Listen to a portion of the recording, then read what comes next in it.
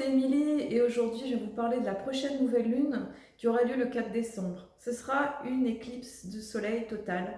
Ce sera la deuxième. L'autre qu'on a eue c'était le 19 novembre qui était dans l'axe Taureau-Scorpion.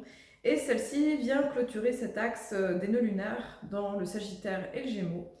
Et c'est aussi la fin de la deuxième saison. On en a eu une au mois de mai et une autre au mois de juin. Alors, qu'est-ce que ça signifie? Les éclipses, déjà, c'est un couloir du temps qui vient accélérer les événements, qui plante aussi le décor pour les 6 prochains mois, qui nous montre en fait des perspectives d'avenir, parce qu'en fait, le temps s'accélère à ces moments-là.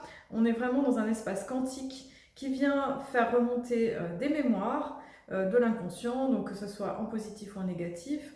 Il y a vraiment cette idée de purification, de nettoyage, d'ajustement intérieur pour nous aider sur un plan personnel et collectif à passer à une autre phase de notre vie et une autre phase du grand plan, du plan qu'on est tous en train de vivre au niveau de notre humanité, de notre société.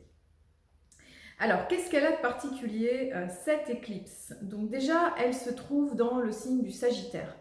Donc Soleil et Lune vont se trouver exactement à 12 degrés du Sagittaire. Et c'est la Lune qui va occulter le Soleil. Donc sur une certaine symbolique, on va dire que c'est la conscience qui est occultée au profit quelque part des automatismes ou de l'inconscient. Sur un autre aspect, on va dire que c'est l'énergie féminine qui va jouer quelque part un autre rôle, et on va voir aussi avec Vénus du coup, voilà, il va y avoir un autre rôle qui va être joué par cette énergie féminine et qui va quelque part nous inviter à transcender, à guérir quelque part notre côté masculin, notre énergie yang, et à passer à autre chose. Donc Soleil-Lune dans le signe du Sagittaire. Donc le Sagittaire, c'est ce signe après le Scorpion, donc qui est vraiment... C'est le dernier signe de feu, c'est un signe qui est porté par Jupiter, avec ce centaure qui est à moitié justement animal et humain, qui a une flèche comme ça qui va décocher et qui va poursuivre une quête, un idéal qui n'a finalement pas de fin, qui va tout le temps être en quête d'expansion, de voyage, d'aller plus loin, au-delà d'eux, et de voir les choses sous un aspect beaucoup plus grand en fait, beaucoup plus qui vient dépasser, qui vient amener une conscience supérieure. C'est le signe de feu qui a le plus, quelque part, de conscience, qui a le plus maturé. Alors aussi, au moment du Sagittaire, donc on a passé toute la période Scorpion, toute la période qui nous fait descendre dans nos ombres, où on passe vraiment dans la période obscure, dans le côté druidique. Et là, il y a vraiment cette fête aussi de l'Avent, cette fête qui vient nous rappeler que on va bientôt arriver au solstice d'hiver, c'est-à-dire qu'on va atteindre la remontée de la lumière, la renaissance du dieu soleil. Et donc le Sagittaire, c'est un petit peu cette promesse-là, c'est un peu ce feu sacré qui nous dit il y a toujours l'espoir, l'enthousiasme au bout finalement du tunnel.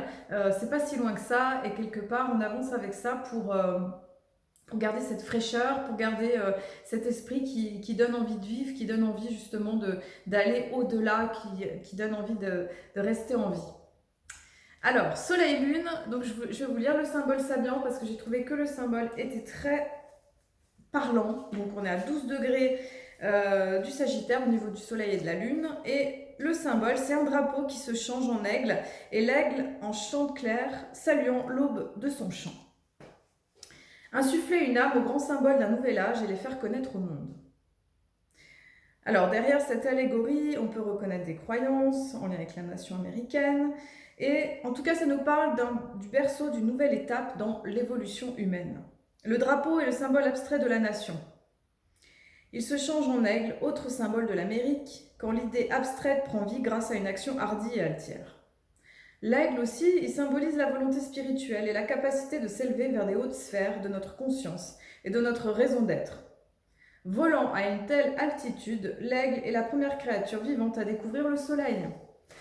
C'est ainsi qu'il devient son emblème et s'identifie donc au chant clair, persuadé que son chant est responsable du lever du soleil et de l'avènement d'un nouveau jour. Alors, ce degré nous parle d'être orienté vers l'avenir. C'est très sagittaire ça aussi, d'être vers l'avenir, cette flèche qui nous pousse en avant. Et il nous parle d'expérience des sommets au lieu de la sagesse que nous révèle notre corps dans ses profondeurs. Il nous presse de concrétiser nos idéaux les plus nobles grâce à la vertu de la volonté spirituelle. Un mot-clé possible, annonciation. C'est intéressant ce degré, donc cette éclipse nous parle de ça, de quelque part d'un nouveau monde qui est en train d'émerger. Qu'il y a quelque chose qui est en train de... Eh bien, il y a du nouveau qui est en train de se créer dans cette fin d'année, là, qui s'accélère, dans cette fin d'année un petit peu particulière, où il y a beaucoup de nouvelles énergies, où il y a un petit peu de... C'est un peu, je vous avais expliqué comme ça dans la dernière vidéo, c'est un petit peu comme un printemps, en fait, au niveau de ce qui se passe, parce qu'il y a beaucoup de mouvements, il y a beaucoup d'énergie disponible, justement, pour aller de l'avant. Alors, Soleil et Lune se trouvent en sextile avec Saturne. C'est intéressant parce que ça nous parle que il y a quelque chose qui vient s'inscrire dans la durée, en lien avec le fait de se structurer, en lien de mettre en place des choses, mais qui vont prendre du temps, qui vont se créer avec la patience, avec quelque chose qui va être assez profond, qui va être dans une forme de concentration, une forme d'élaboration, de structuration. Et ça nous aide justement à voir les choses avec sagesse. Alors, donc cette éclipse, elle parle de ça. Cette éclipse aussi, Soleil-Lune, qui est dans le signe du Sagittaire, est aussi proche de Mercure. Mercure se trouve dans le signe du Sagittaire, très proche, très proche du Soleil et de la Lune, justement à 15 degrés. Donc ce Mercure en Sagittaire, et tout le monde se trouve en maison 12, là, à heure de Paris, et en plus on a ascendant Sagittaire sur une carte heure de Paris. Donc ça veut dire que quelque part, on est quand même dans un renouveau spirituel. Il y a quand même une idée de transformation, de transmutation, aussi de, quelque part, de revoir notre idéal, ou de l'élever à un niveau supérieur, de l'élever dans le sens de quelque chose qui vient nous élever, qui vient apporter du sens à un niveau beaucoup plus profond. Et Mercure, donc Mercure se trouve là dans le Sagittaire, et ça demande quelque part de venir revoir les idées, peut-être reconsidérer les choses et les regarder autrement. Mercure se trouve aussi au carré de Neptune. Il y a dans l'air un petit peu de la confusion au niveau du mental, au niveau des idées, au niveau peut-être des mensonges, des choses qui ne sont pas toujours très claires, pas toujours très nettes au niveau de ce qui est communiqué. Parce que Mercure, c'est en lien avec la communication, avec les informations, avec voilà, tout ce qui est en lien avec le fait de diffuser des messages, des choses comme ça. Donc il pourrait y avoir dans notre société par exemple des choses qui ne sont pas tout à fait exactes ou qui peuvent être un peu brumeuses ou qui peuvent manquer de clarté. Donc ça va nous demander un point de vigilance par rapport aux informations, à notre manière de communiquer aussi, parce que ça va être très important de dépasser les brouillards de Neptune. Alors, ce qui se passe aussi avec cette éclipse, c'est que Mars, qui est dans le signe du Scorpion, Mars, donc, elle est bien dans sa position, donc il y a de l'audace, il y a de la profondeur, il y a une combativité, il y a on y va, quoi, il y a une intensité très très forte. Donc Mars, qui est une planète aussi masculine, comme le symbole du Soleil, même si on a ce Soleil là aussi en tant que femme, Mars va se placer en carré avec Jupiter.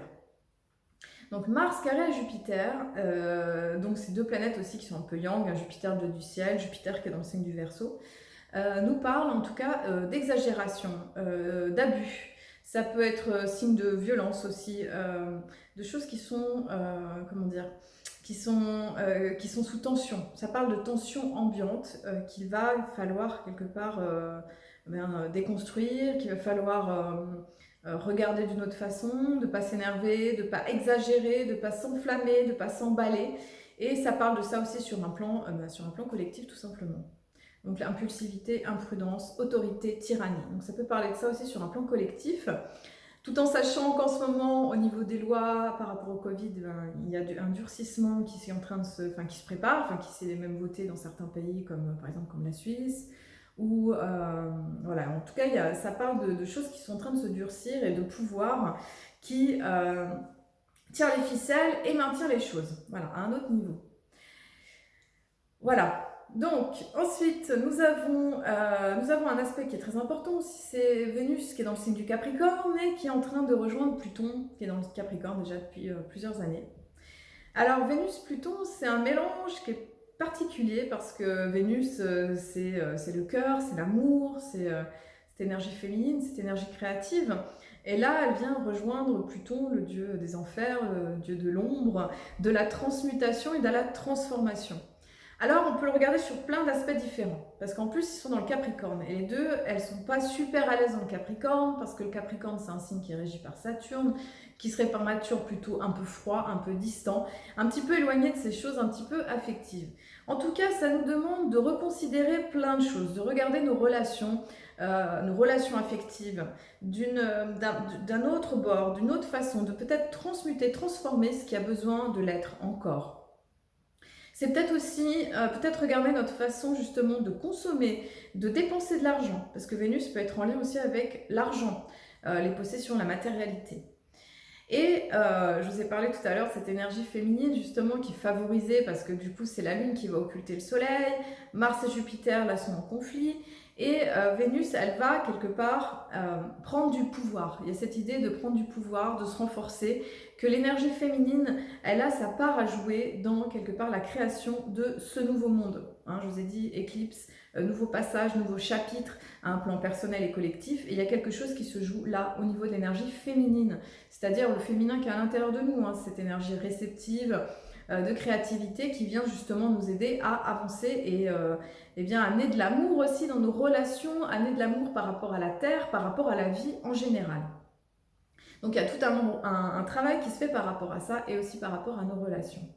Et puis il faut savoir une chose aussi très importante, c'est que Vénus elle va rétrograder. Vous savez, c'était arrivé la dernière fois, c'était en 2020, au mois de mai. Elle avait fait une rétrogradation dans le signe du Gémeaux, ça dure à peu près toujours un mois et demi.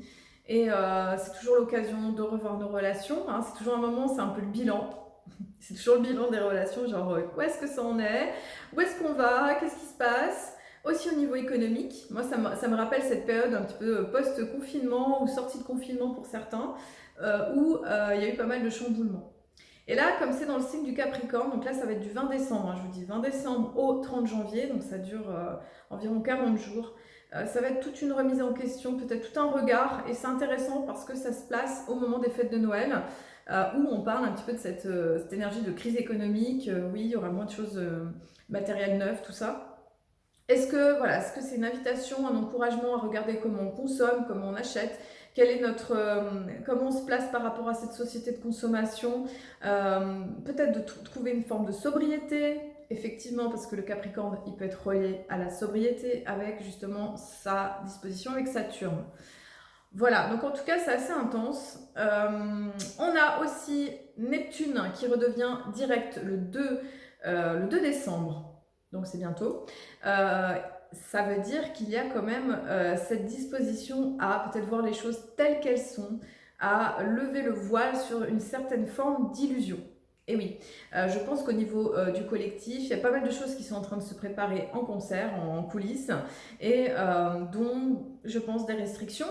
Voilà, c'est confirmé par beaucoup de personnes, mais en tout cas aussi le ciel planétaire nous parle de ça, de quelque chose qui se rétracte, quelque chose qui se rétrécit et qui nous invite à regarder et vivre les choses différemment.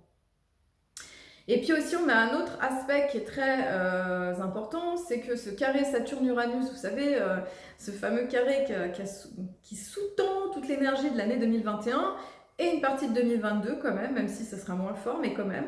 Ce carré justement entre les énergies anciennes, le futur, la structure, le fait de créer du neuf. En plus, c'est dans le signe du Verseau qui invite à toute cette technologie, ce côté digital, ce côté finalement un peu décorporalisé.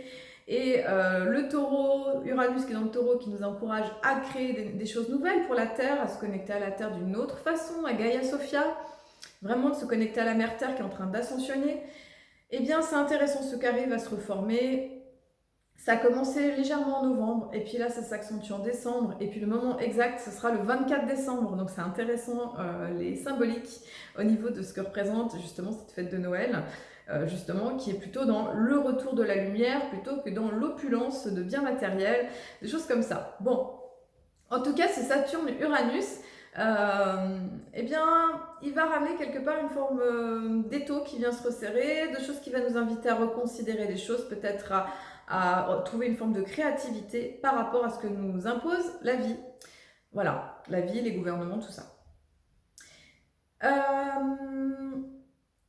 Et au niveau des changements des nœuds lunaires, ça sera aussi le 4 janvier. Donc on va passer dans l'axe Taureau-Scorpion qui va aller travailler dans nos profondeurs, dans la notion de sécurité, insécurité, dans cette matérialité. Donc on est vraiment dans une phase, je pense, un point de bascule vers quelque chose de différent, où il va y avoir pas mal de mouvements et des choses un petit peu inattendues qui vont amener des changements de structure, je pense, par rapport à notre manière de vivre. Voilà. Et donc dans le calendrier Maya galactique, nous sommes dans la lune harmonique du Pan, donc il y a la 5e lune, qui est dans le fait de renforcer notre rayonnement, notre commandement, et comment justement on peut avoir confiance en nous, comme le Pan là, qui fait la roue et qui justement nous invite à nous déployer. Alors c'est savoir être dans la prospérité, la vigilance, savoir être dans la lucidité aussi, mais voilà, être dans cette confiance.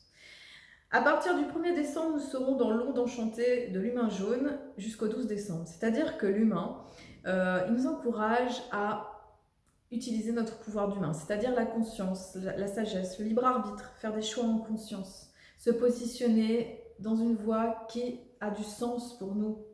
Et ça nous demande d'utiliser vraiment notre conscience. Et ça, c'est vraiment très important et nous sommes énormément sollicités avec ça en ce moment. Ensuite, le 13 décembre, nous passons dans la lune rythmique du lézard. C'est la numéro 6 qui nous encourage à nous organiser, à trouver le bon rythme. Et comme le lézard, à venir rêver, à être dans une forme d'immobilité. Et oui, c'est l'hiver. Ça nous invite à aller dans ce silence, dans cette profonde féminité. Et de contempler, de recevoir les messages. Dans la foi et la persévérance aussi. Et à partir du 14 décembre, donc on a l'onde enchantée du serpent rouge, donc c'est celle qui vient amener une accélération des événements. Il y a vraiment quelque chose qui, voilà, comme le serpent qui vient bouger, qui vient amener voilà, des choses qui s'accélèrent, qui contribuent à un mouvement plus rapide.